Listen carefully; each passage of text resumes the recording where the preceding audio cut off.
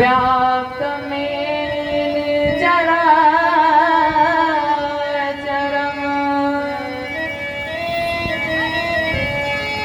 तत्पदं दर्शितं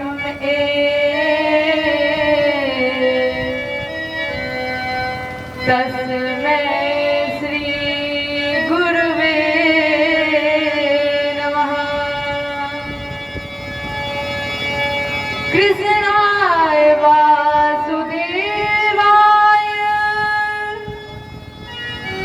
हरये परमात्मने प्रणतक्लेशनाशाय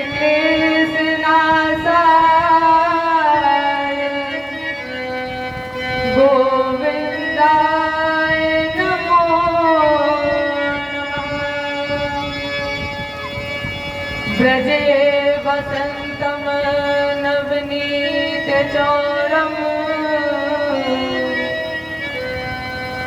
गोपाङ्गनानां जगकुलचौरम्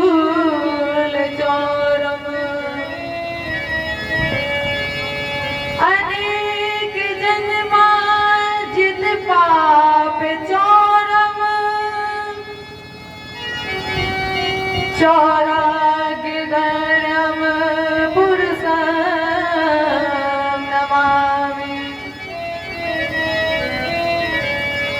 नारायणं नमस्कृत्य नरं चैव नरोत्तमम् देवीं सरस्वतीं व्यासं ततो जयमुदीरये।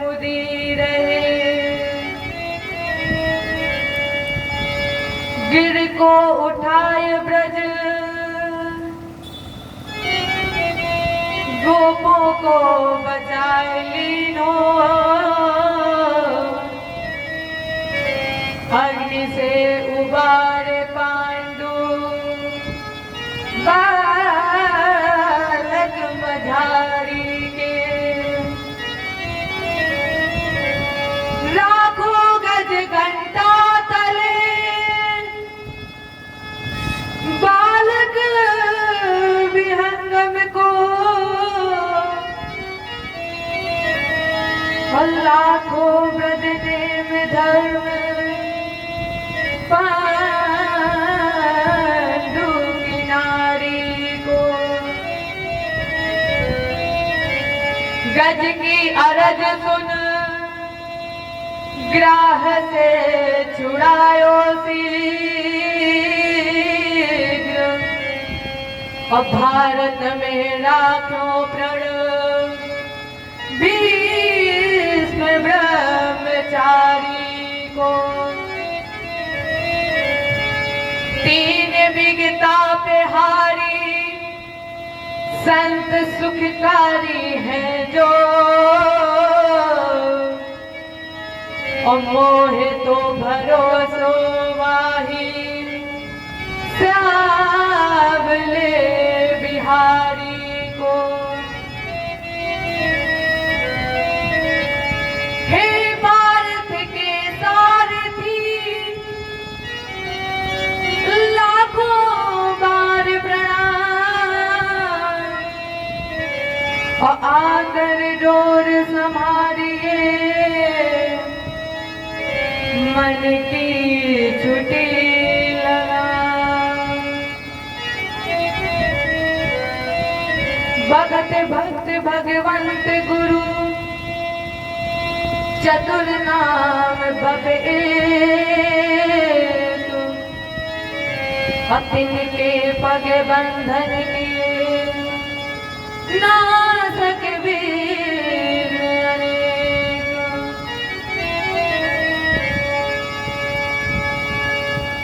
करहूं प्रणाम करम मनवानी और करहूं कृपा सेवक सुत जानी।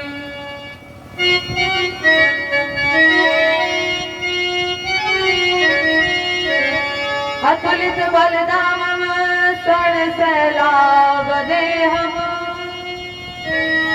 अतनुज बने कृशानम ज्ञानिनाम अग्रगण्यम् सकल गुण निधानम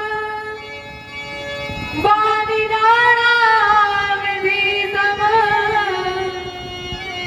और रघुपत प्रिय भक्तम बात जातम नमामि रघुपत प्रिय भक्तम बात जातम नमामि रघुपत प्रिय भक्तम बात जातम नमामि। जय बोलिए कृष्ण भगवान की, ब्रजरामचंद्र की, उमापति महादेव की, आदिशक्ति दुर्गे मैया की, भागवत भगवान की, बजरंगबली की जय जय श्री राधे जय जय श्री राधे जय जय श्री राधे।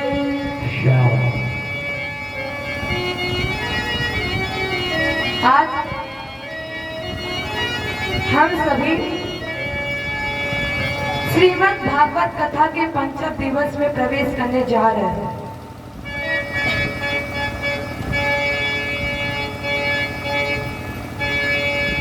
श्रीमद् भागवत की कथा सुनने से पूर्व अपने मन और वाणी को पवित्र करते हैं, निर्मल करते हैं और कहते हैं बिहारी जी से, दिल दिया मैंने उस सावरे को, हे ठाकुर दिल दिया मैंने उस सावरे को, दिल के अरमान संवरने लगे हैं। दिल दिया मैंने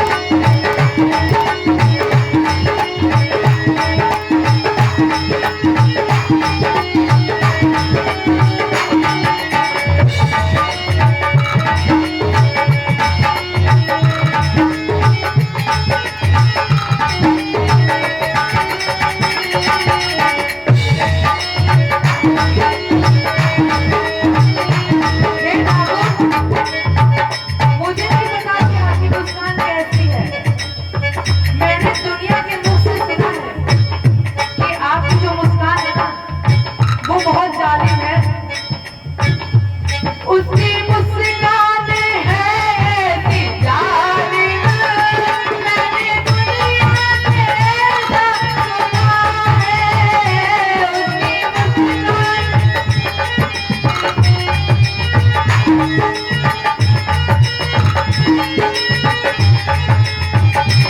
उसकी मुस्कान है ऐसी जालिम, मैंने दुनिया में ऐसा सुना है।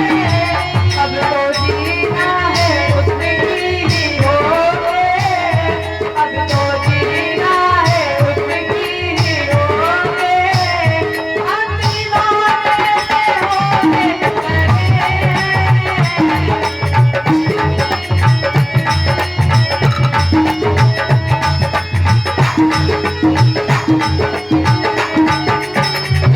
दिल दिया मैंने उस सारे को, दिल के अरमान बनने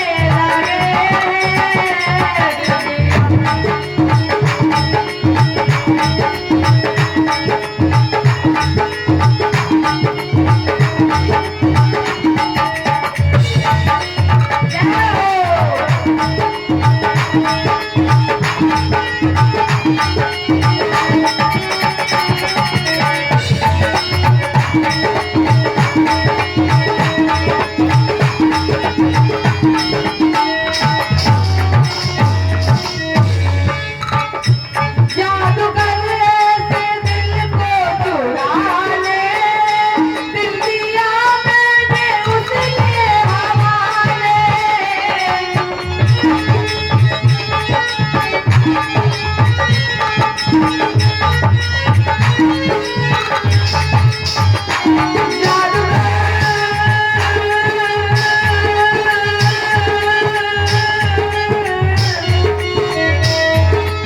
जादूगर ऐसे दिल को चुरा ले, दिल दिया मैंने उसके हवाले।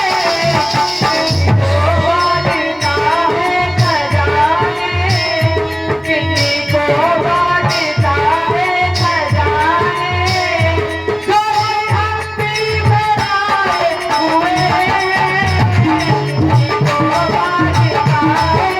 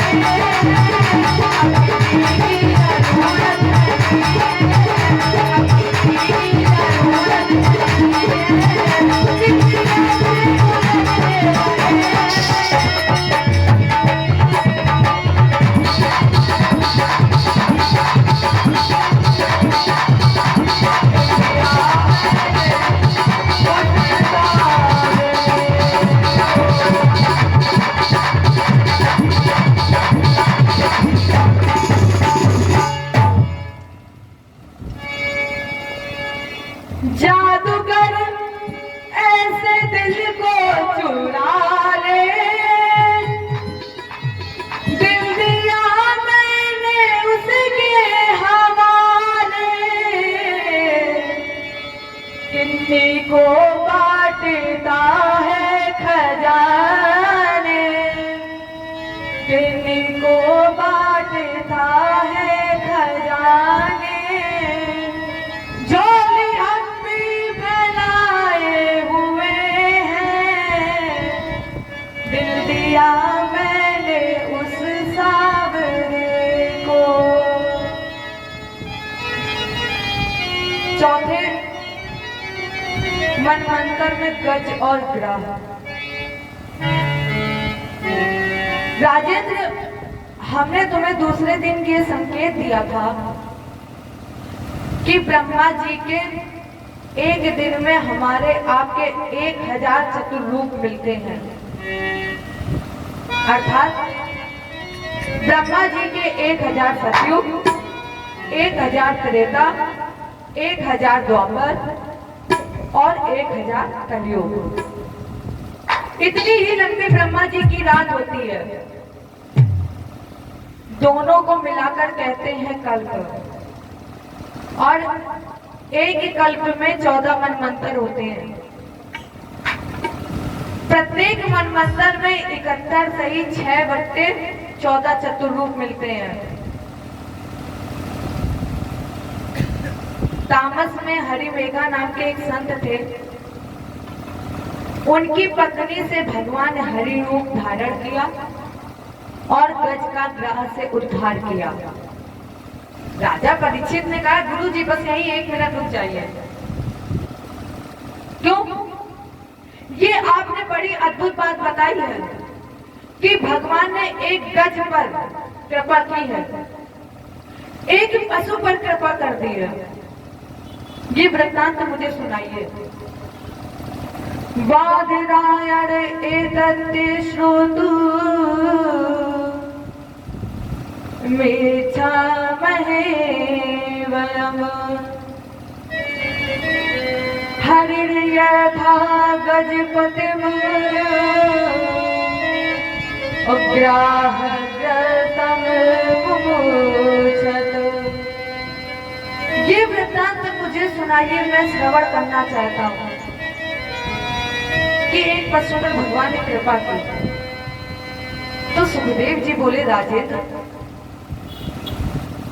तस्य द्रोणायाम भगवते वरुणस्य महात्मा। यहीं पर वरुण भगवान का एक आश्रम था। ऋतुभान का सरोवर था और इसी त्रिकूट पर्वत पर रहता था एक गज। बल कितना था? बोले 10,000 हाथी का बल था। 100 पत्नियां थी। प्रत्येक के अंदर 10,000 हाथियों का बल था। प्रत्येक स्त्री से इस गज के 10 पुत्र थे। प्रत्येक के अंदर भी 10,000 हाथियों का बल था। अच्छा, जिसे इतना बल मिल जाए क्या उसे अभिमान नहीं होगा? मानस क्या कह रही है? कोस जन्मा है जग माई, कोस जन्मा, कोस जन्मा है जग माई, प्रभुता पाई जाई मन लाई, कोस जन्मा।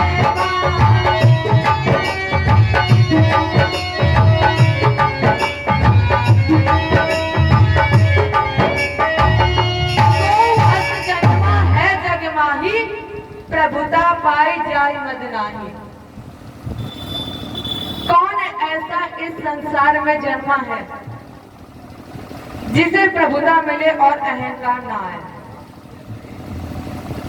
उसमें सबसे पहला अहंकार है बाहुबल, दूसरा धनबल, तीसरा पदबल। लेकिन 2 स्थान और ऐसे हैं जहां मनुष्य को अभिमान आया ही है।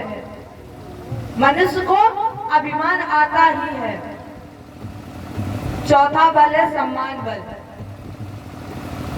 राजेंद्र, व्यक्ति जिस सम्मान का अधिकारी ना हो और उसे वही सम्मान दे दिया जाए तो उसे अभिमान आएगा ही। आप पूछेंगे कोई प्रमाण है? हाँ, शास्त्र में है। जिस समय भगवान कृष्ण ने बंसी बजाई महाराज के लिए, गोपियां गई। भगवान ने गोपियों को विशेष सम्मान दिया और हाथ जोड़ करके बोले, स्वागतम भो महाभाग प्रियम किम करिवारिणा। आइए प्राण प्रिय गोपियों। जैसे ही प्राण प्रिय कहा, प्राण प्रिय कहकर के बुलाया तो गोपियों को अभिमान आ गया।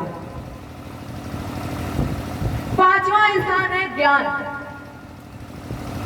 ज्ञान में भी अभिमान है।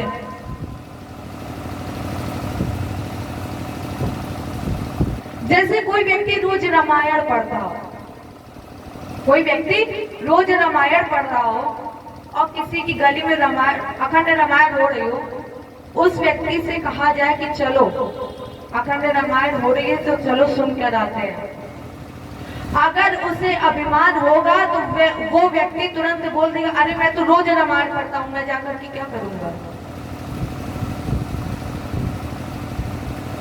यहाँ किसको ज्ञान में अभिमान था?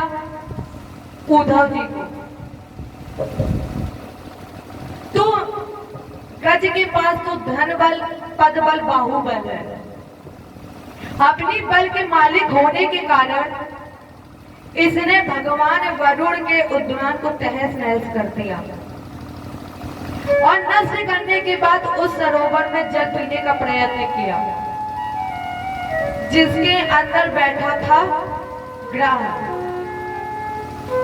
ग्राह माने मगरमच्छ। ये एक जल का वेट था, एक थल का वेट था। राजेंद्र, एक बात हमेशा याद रखना कि परमात्मा का एक नाम गर्वाहारी है। जब किसी भी व्यक्ति के अंदर गर्व का अनुकरण होता है तब भगवान उनके गर्व के अनुकरण को जड़ से उखाड़ देते हैं। परमात्मा वामांग हो जाते हैं और वही हुआ।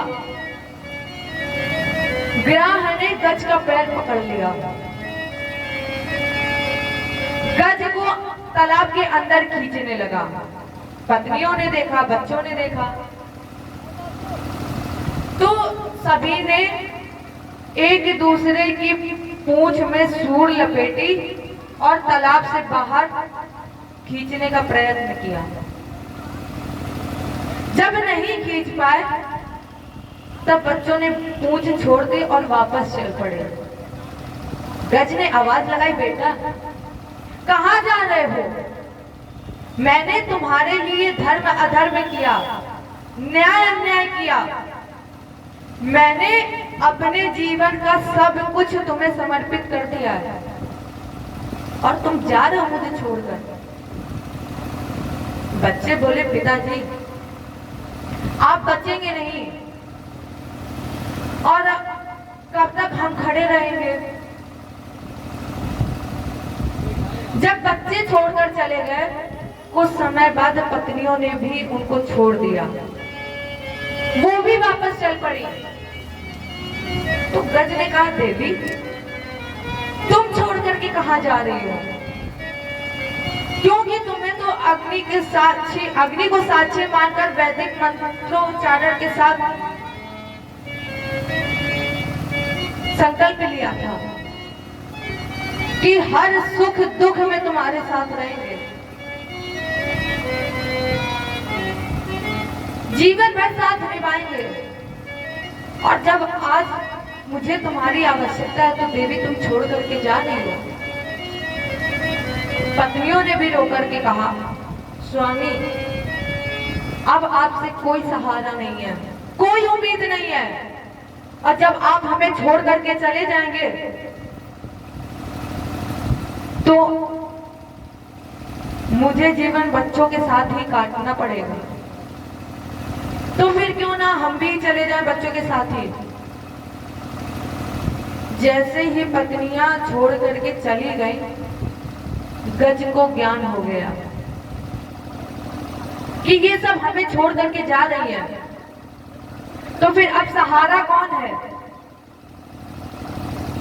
गज को चारों तरफ से सिर्फ और सिर्फ अंधेरा नजर आ रहा था। उस अंधेरे में गज को एक दिखाई दिया कमल का पुष्प,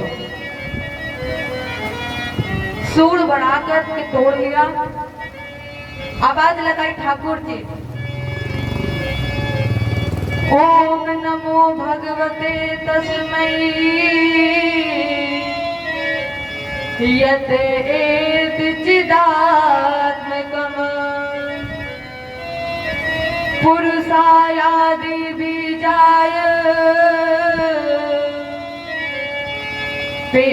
पेरसायामि धीमहि नमो नमस्ते खिलना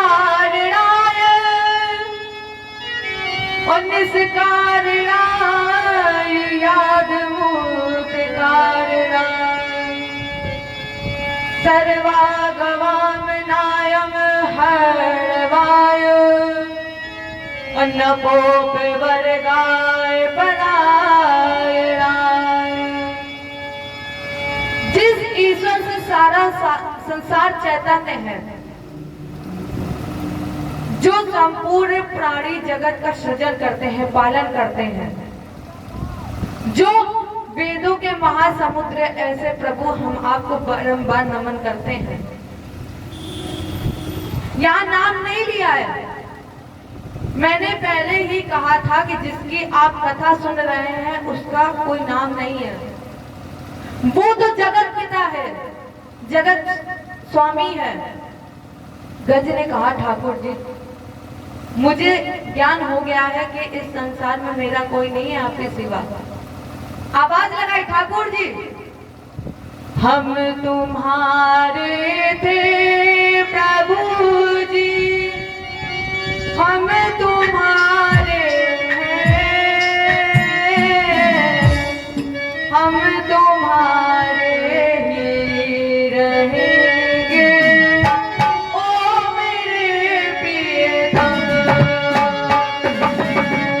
हम तुम्हारे थे प्रभु जी, हम तुम्हारे हैं, हम तुम्हारे ही रहेंगे। ओ मेरे प्रियतम,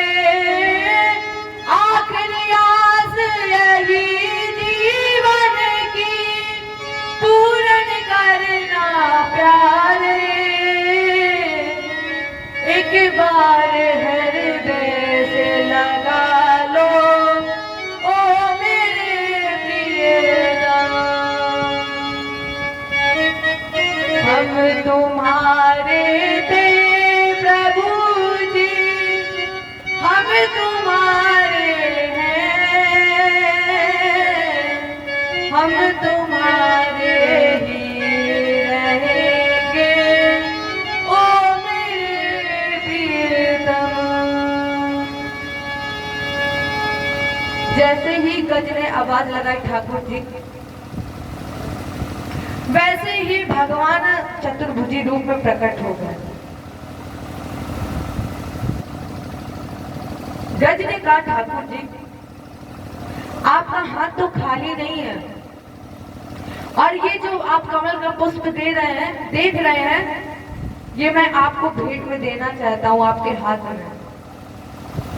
इसलिए आप जो चक्र लिए हैं इसको छोड़ दीजिए, आपको चक्र शोभा नहीं देता है। क्यों नहीं शोभा देता है? बोले, नव कंज लोचन कंज मुख कर कंज पद कंजाना। आप इतने सुंदर हो, कमल के पंखुड़ी से भी ज्यादा नाजुक हो आप, और आप चक्र लिए हो, आपको चक्र शोभा नहीं देता। छोड़ दीजिए चक्र और मेरा पुष्प ग्रहण कर लीजिए। जैसे ही ठाकुर जी ने चक्र छोड़ा और हाथ में पुष्प लिया, तो चक्र के छोड़ने से ग्राहक का उद्धार हो गया। बोलो भक्त भगवान की। राजेंद्र, अब एक बात बताइए, क्या बुलाया गज ने? पहले बुलाया गज ने और उद्धार सबसे पहले ग्राह का हो गया।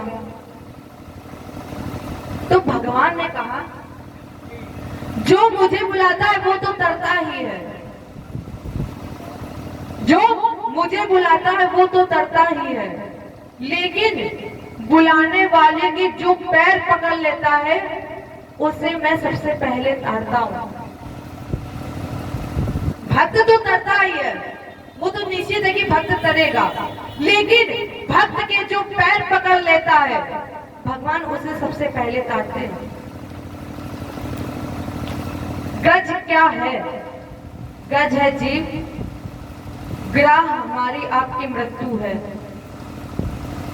ये जो गजेंद्र मोक्ष की आपने कथा सुनी, ये हमें वास्तविकता का ज्ञान कराती है। गजेंद्रम मोक्षणम पुण्यम और रैवतम त्वरंतरम शृणु। ये गजेंद्र मोक्ष की कथा सुनी।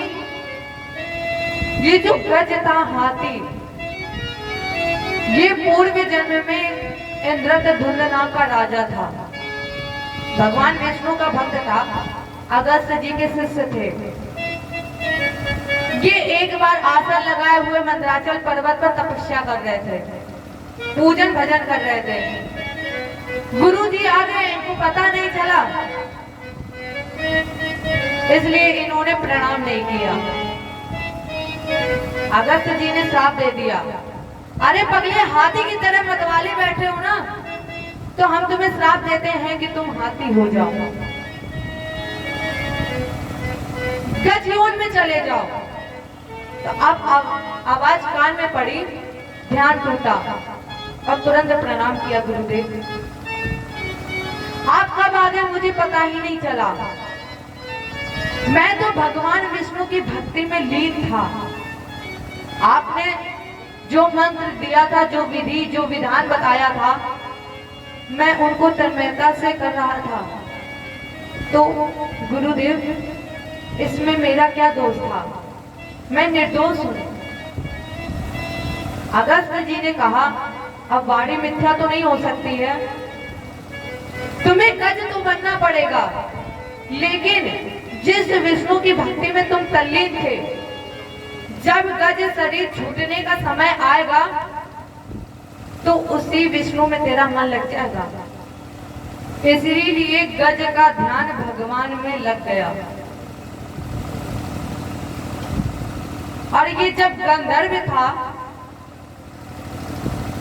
मुक्तो देवल सापेन ये देवल नाम के महात्मा के श्राप से मुक्त हुआ, गंधर्व हुहु नाम का।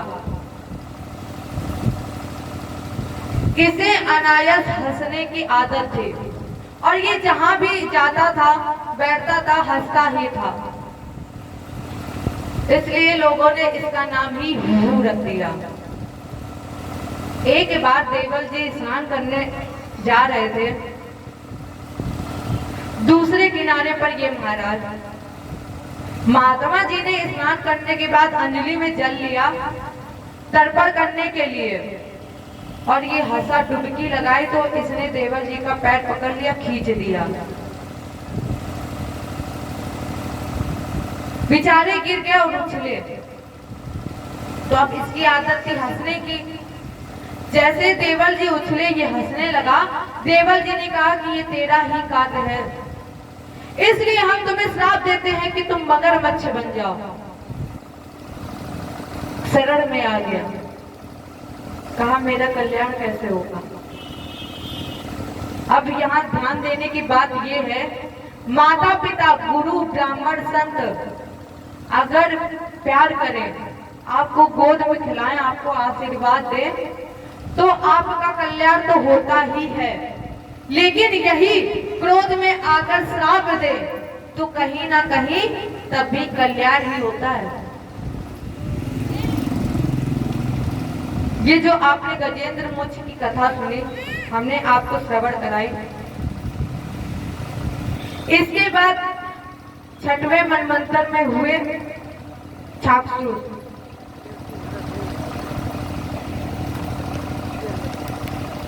राजा परीक्षित ने कहा महाराज जी, यथा भगवता ब्रह्मन मथिता क्षीर सागरा, भगवान ने बैराज की पत्नी संभूति से अजित रूप धारण किया और समुद्र मंथन कराया।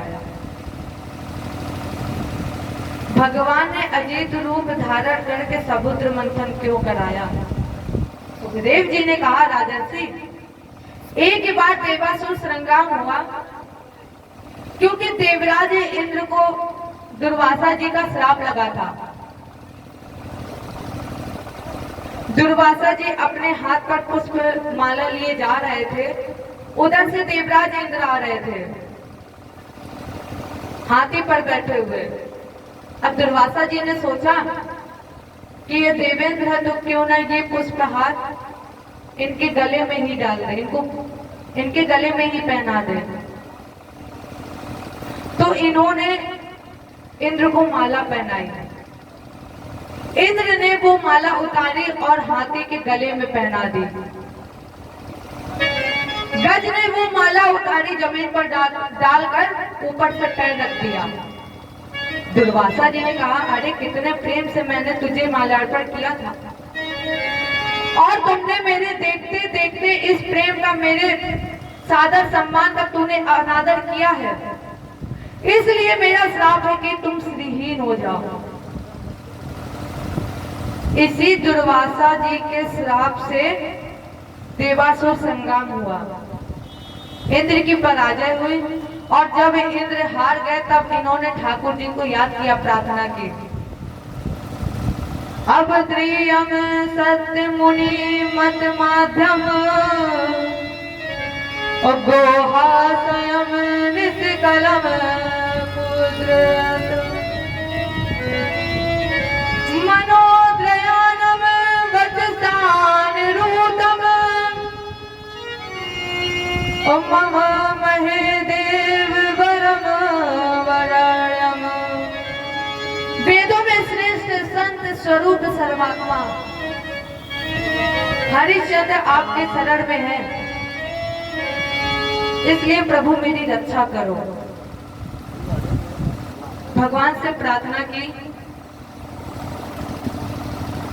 वो बगैर वाणी के बोलता भी है, इसलिए आकाशवाणी हुई, हे ब्रह्मा, हे देवता, जो मैं कह रहा हूं सुनो। अब पहले तो आपस में मित्रता करो, जब तक आपस में लड़ते रहोगे, ईर्ष्या रखोगे, तब तक कुछ हासिल नहीं होगा। जब मित्रता हो जाए, इसके बाद दैत्यराज बलि से मित्रता कर लो। अगर कल्याण चाहते हो तो क्या करो? मंथन। अगर कल्याण चाहते हो तो मंथन करो, और मंथन करने के लिए क्या करना पड़ेगा? तुम्हें मंदराचल पर्वत की मथानी बनना पड़ेगा। मथानम मंडलम कृत्वा और नेत्रम कृत्वा देवाचुकी। उसी मथाने को घुमाने के लिए दृष्टि बनाई। परिणाम स्वरूप देवता और दैत्यों ने मंदराचल पर्वत को उखाड़ लिया। जब लेकर के चले तो ये मंदराचल पर्वत जब रास्ते पर गिर गया, चुड़ियानास महेदा और भारे गणिका चला। कनक माने सोना, मंदराचल पर्वत सोने का बना हुआ। जैसे देवता दैत्य नहीं संभाल पाए, तो जब ये गिरा तो बिल्कुल चूर चूर हो गया। लेकिन हमारे ठाकुर जी ने क्या किया?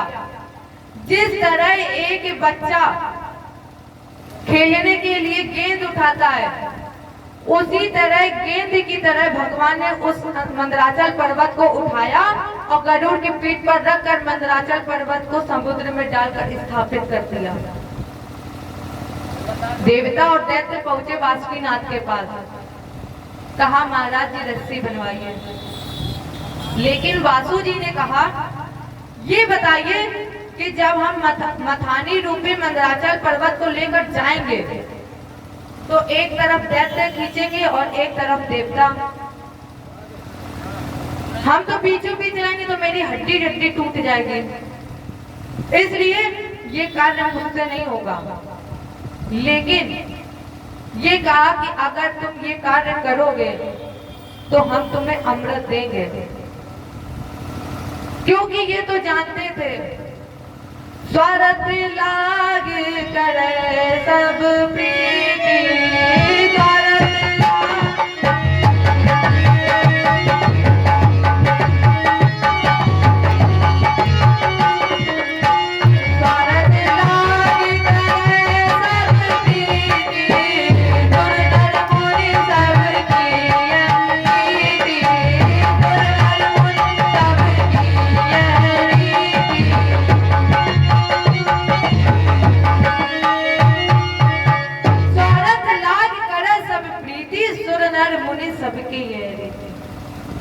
केवल मनुष्य स्वार्थी नहीं है, मनुष्य तो सबसे बाद की श्रेणी है। सबसे पहले स्वार्थ से प्रेम कौन करता है? सुर। सुर माने देवता।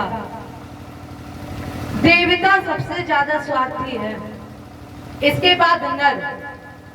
नर माने मनुष्य, फिर संत। कहा महाराज जी तुम्हें हम कोई फल नहीं देंगे, अमृत देंगे। अब एक प्रश्न उठा कि आगे रहेगा कौन और पूछ की तरफ कौन रहेगा? राजेंद्र, एक बात याद हमेशा रखना कि जो व्यक्ति उल्टा चलता है उससे उल्टी बात करो। तो इंद्र ने यही अपनाया, यही युक्ति निकाली और कहा कि हम रहेंगे मुंह की तरफ और तुम रहना पूंछ की तरफ। दैत्य बोले ये मंथन नहीं होगा। क्यों? बोले हमने तुम्हें युद्ध में हरा दिया है, अब हम बड़े हैं इसलिए ये निर्णय हम लेंगे कि मुख की तरफ कौन रहेगा और पूंछ की तरफ कौन रहेगा। परिणाम स्वरूप दैत्य लग गए मुख की तरफ और देवता लग गए पूंछ की तरफ। और जब भगवान देवताओं के साथ जैसे मंथन प्रारंभ हुआ, सबसे पहले हल निकला, हलाहल, कापूत नाम का विष। जितने भी जल जंतु थे मृत प्राण हो गए। तीनों लोकों में विष की तरह लपटें व्याप्त हो गई। उस समय अजित भगवान ने आवाज लगाई, देव देव महादेव भूतात्मन भूत भावन और त्राहि माहि शरणामपन्ना त्रैलोक्याम देहनाथ विषाद। भोलेनाथ रक्षा करो, क्योंकि त्रैलोक विष के प्रभाव से जल रहा है। आप इसको पान करने में सामर्थ्यवान हैं। आप तो बंधन और मोक्ष भी प्रदान करने वाले हो। तो भगवान शंकर पहुंचे उस सागर के किनारे, और किनारे पहुंच करके भगवान शंकर ने दोनों हाथों की अंजलि बनाई, सारा जहर समेट लिया। पान करने ही जा रहे थे, अंतरात्मा से आवाज आई, इसे पीना नहीं। क्यों? बोले हृदय में तुम्हारे रघुनाथ जी के चरण विराजते हैं। और आपको याद है, हमने कल ही बताया था कि रघुनाथ जी हैं कैसे, कमल की पंखुड़ी की तरह नाजुक हैं। अगर ये जहर आपके पेट में चला गया, हृदय में पहुंच गया, तो भगवान को बहुत कष्ट होगा। शंकर जी ने कहा अब ये ना ये जहर ऊपर रहेगा और ना अंदर जाएगा। जैसे ही मुख खोला शंकर जी ने, जहर का घूंट भरा और ऊपर से मां शब्द का प्रयोग किया, तो मां में अपने आप दोनों होंठ बंद हो जाते हैं। एक ही घूंट में कंठ गया, खाली विष का जाम हुआ। भगवान शंकर के गले में वो विष रुक गया। तभी से भगवान शंकर का एक नाम नीलकंठ पड़ गया। बोलो नीलकंठ भगवान की। मंथन प्रारंभ हुआ पुनः, तो एक एक रत्न का बंटवारा हुआ। खूब प्रसाद खूब मिला। जब लक्ष्मी जी का प्रकट हुआ तो इंद्र बोले कि विवाह हम करेंगे, और बलि बोले विवाह हम करेंगे। अब सबके अंदर अमृत की चाहत खत्म हो गई। स्थिति यहाँ तक पहुंची, सबने अपने अपने आसन तैयार किए, रथ तैयार किए, सेना तैयार की, और युद्ध की स्थिति आ गई वहां। भगवान बोले देखो लड़ो नहीं, इस लक्ष्मी के हाथ में वरमाल दे दो और ये अधिकार दे दो कि जिसे अपना पति बनाना चाहती है बना ले। लक्ष्मी जी को हार दे दिया गया। अब लक्ष्मी जी वरमाला लेकर के सबसे पहले पहुंची भोलेनाथ जी के पास। भोलेनाथ जी से कहा आप कितने सुंदर हैं, ये श्वेत स्वरूप और ये जो नीला निशान आपके गले में पड़ा ना, ये आपकी सुंदरता में चार चांद लगा रहा है। अब भोलेनाथ को हो गया कि इतनी तारीफ हो गई है, इसका मतलब विवाह होगा। तो लक्ष्मी जी ने तुरंत कह दिया लेकिन आप हिमाचल पर्वत पर रहते हैं, इसलिए विवाह। चलते चलते दूसरी बार पहुंची दूसरे आसन पर ब्रह्मा जी के पास। कहा हाँ ठीक हो तुम भी, तुमसे विवाह हो जाएगा, लेकिन तुम्हें गुस्सा बहुत जल्दी आता है। इतना कहा, आगे बढ़ी, इंद्र बैठा था, इंद्र के पास पहुंची तो लक्ष्मी जी ने कहा तेरा मेरा विवाह तो हो ही नहीं सकता। क्यों? क्योंकि मुझे ऐसा पति चाहिए जिसकी सिर्फ केवल एक पत्नी हो। फिर आगे बढ़ी, अर्थात मेरे कहने का मतलब है जितने भी लक्ष्मी जी को चाहने वाले हैं, लक्ष्मी जी ने उन सबको ठुकरा दिया। आगे बढ़ी तो लक्ष्मी जी पहुंची हमारे ठाकुर जी के पास। अब ठाकुर जी ने सोचा कि हमारे अंदर भी कमी है, तो लक्ष्मी जी जैसे ही इनके सामने पहुंची तो इन्होंने मुंह घुमा लिया, लक्ष्मी जी की तरफ पीठ कर ली और मुंह घुमा करके बैठ गए। फिर लक्ष्मी जी गई, फिर प्रभु ने पीठ कर ली, तो लक्ष्मी जी ने कहा हाँ ये मेरे पति बनने के योग्य है, क्योंकि ये तो मेरी तरफ देख ही नहीं रहा है। तो लक्ष्मी जी ने कहा प्रभु आप मेरे पति बनने के योग्य हैं और इस भरे हुए स्वयंवर में मैं आपको पति वरण करना चाहती हूँ। भगवान बोले रुक जाओ, एक ही तरफा निर्णय मत ले लेना, मेरे अंदर तुम्हारे पति बनने के योग्य है या नहीं ये तो मुझे नहीं पता, लेकिन तुम्हारे अंदर मेरे पत्नी बनने के योग्य नहीं है। मतलब एक वाक्य में लक्ष्मी जी का सारा अहंकार नष्ट कर दिया। जिन्होंने जमाने के अंदर कमियां निकाली हैं, भगवान बोले वो मेरी पत्नी नहीं बन सकती, तुम्हारे अंदर बहुत बड़ी कमी है। लक्ष्मी जी ने कहा मेरे अंदर कमी क्या है? तो ठाकुर जी ने कहा कि तुम चंचल बहुत हो, तुम एक जगह रुकती नहीं हो। तो लक्ष्मी जी ने कहा प्रभु एक प्रतिज्ञा है। क्या? बोली जहां जहां आपके चरण होंगे वहीं मेरा मस्तक होगा, माने जहां नारायण होगा वहीं लक्ष्मी रहेगी। और यहीं से भगवान का एक नाम लक्ष्मी नारायण पड़ गया। जय बोलो लक्ष्मी नारायण की। माने ये विवाह संपन्न हुआ, इसके बाद फिर मंथन हुआ तो 13वें रत्न के रूप में धनवंतर महात्मा, जिनके हाथ में 14 रत्न था,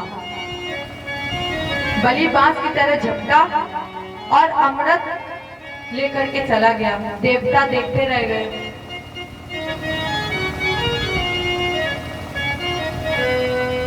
अब ये अमृत बलि को नहीं मिलेगा, लेके बलि गया है, पर ये अमृत मिलेगा बलि को नहीं, देवताओं को मिलेगा। क्यों? बलि के हाथ में अमृत तो है, लेकिन उसे विश्वास नहीं है, और जिसके हाथ में अमृत नहीं है उसे ठाकुर जी पर विश्वास है। तो दैत्य राज बलि अमृत लेकर जा रहा था। अब झगड़ा किस बात का था कि पहले हम पिएंगे, हम पिएंगे। भय था इनको कि कहीं पहले वाला व्यक्ति पूरा ना पी जाए। उसी समय हमारे ठाकुर जी ने मोहिनी रूप लिया। मोहिनी रूप में हमारे ठाकुर जी ने क्या किया? जब मोहिनी रूप लिया,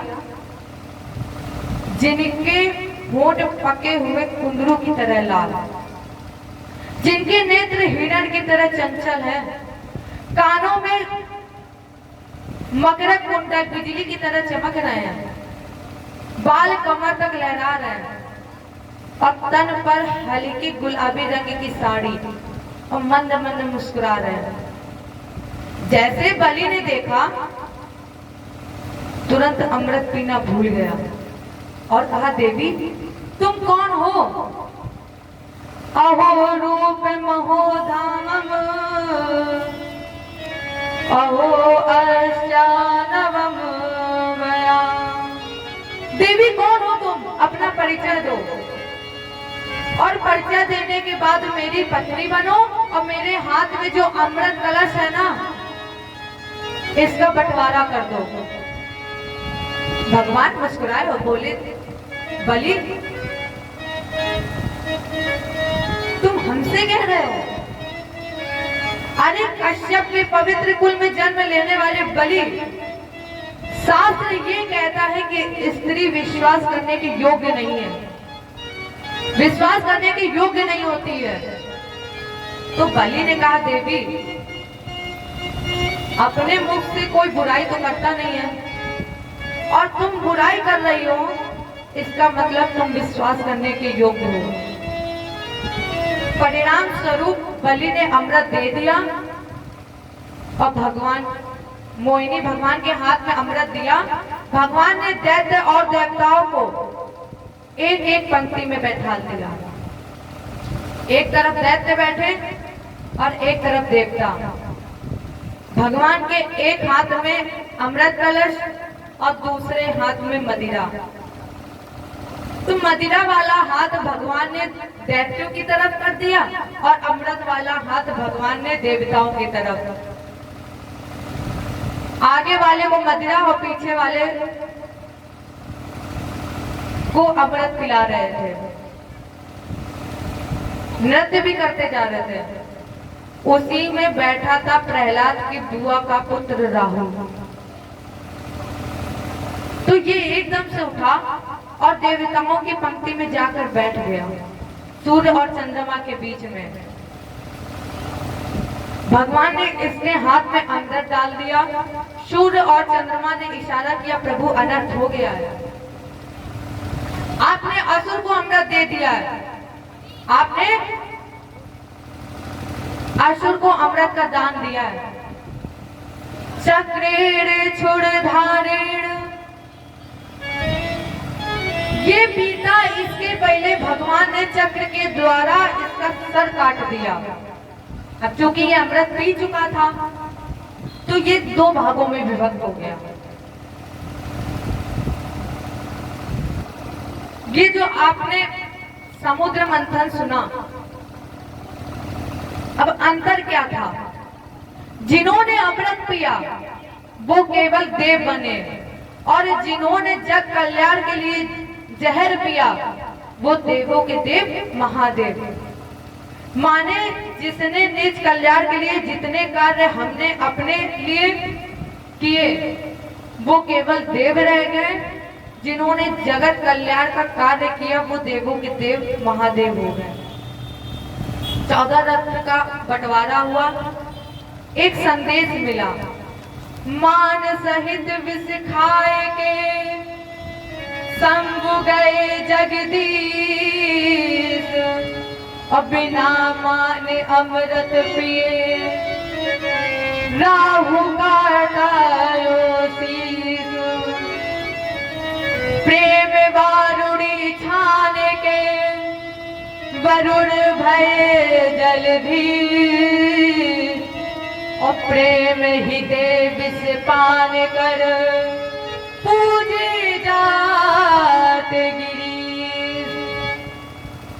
जिस दैत्यराज बलि के कारण समुद्र मंथन हुआ, इसी बलि के यहाँ भगवान ने 3 पैर पृथ्वी दान मांगे। राजा परीक्षित जी ने कहा, गुरु जी अब तो आपने ये बड़ी विचित्र कथा बता रहे हैं, पहले एक गज पर कृपा कर दी, देव कल्याण तो समुद्र मंथन हुआ और आज उसी समुद्र मंथन के नायक को आपने भिखारी बना दिया। तो हम ये जानना चाहते हैं महाराज जी, मुझे ये बताइए कि वही त्रैलोकपति देव दैत्यराज बलि के यहाँ 3 पैर पृथ्वी दान मांगने क्यों गए? सुखदेव जी ने कहा, राजेंद्र जिस समय बलि शुक्राचार्य जी की मृत्यु संगनी में विद्या से जीवित हुआ और विश्वजीत नाम का यज्ञ कराया, गुरु जी ने आशीर्वाद दिया, त्रैलोक विजेता भव। एक गुरु का आशीर्वाद और यज्ञ का प्रभाव। इंद्र फिर बलि बना और जैसे बलि इंद्र बन गया तो मैया अदिति बड़ी दुखी थी, दुखी बैठी थी। उसी समय इनके पति कश्यप जी आ गए। अदिति ने बड़ी सेवा की कश्यप जी की। कश्यप जी प्रसन्न हो गए तो कहा, देवी वर मांगो, इतनी दुखी क्यों बैठे हो, क्या हुआ है? तो अदिति ने कहा, आप तो सब कुछ जानते हैं फिर भी अगर आप जानना चाहते हैं तो सुनिए महाराज। आपको पता है कि मेरे पुत्रों का इंद्र का यश, स्थान, ऐश्वर्य सब कुछ असुरों ने छीन लिया है। तथापि देहि कल्याणम अधिया कल्याणम कृतम। कश्यप जी, स्वामी कोई ऐसा उपाय बताइए जिससे मेरा और मेरे बच्चों का कल्याण हो जाए।